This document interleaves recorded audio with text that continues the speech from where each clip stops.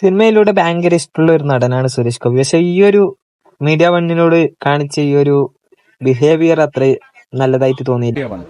Media one very good. കോൺസ്റ്റിറ്റ്യൂഷനെ നിങ്ങൾ എത്രമാത്രം മതിക്കുന്നു എന്നുള്ളത് നമുക്ക് നേരത്തെ അറിയാം.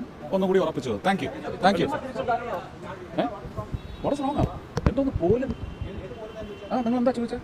കാരണം ചോദിക്കാം അവർക്ക്. കാരണം എനിക്ക് ക്യാബിനറ്റ് മന്ത്രിസ്ഥാനവും എന്റെ കീഴിൽ ഒരു 5 മന്ത്രിയും കിട്ടിയാൽ ഇന്ത്യ സിംഗപ്പൂർ ആക്കാന്നോ മലേഷ്യ ആക്കാന്നൊക്കെ പറയുന്നുണ്ടായിരുന്നു. അപ്പോൾ ഈ ഒരു ചോദ്യം അവർക്ക് ചോദിക്കുന്നത് കൊണ്ടൊന്നുമില്ല. പിന്നെ ഒരു വിഷമം കാണുന്നു പറഞ്ഞാൽ, കാരണം തോറ്റ ജോർജ് കുര്യനും കിട്ടിയ സഹമന്ത്രി സ്ഥാനം. അപ്പൊ ഇത്രയും ഭൂരിപക്ഷത്തിൽ ജയിച്ചിട്ട് ഒരു മന്ത്രി അതായത് സഹമന്ത്രിയുടെ സ്ഥാനം മാത്രം കൊടുത്തേക്കുമ്പോൾ കാണും. പുള്ളിക്കാരൻ പറയുന്നത് എനിക്ക് ഇനി സിനിമ ചെയ്താൽ മതി എന്നാണ്. കാരണം അത് മതി.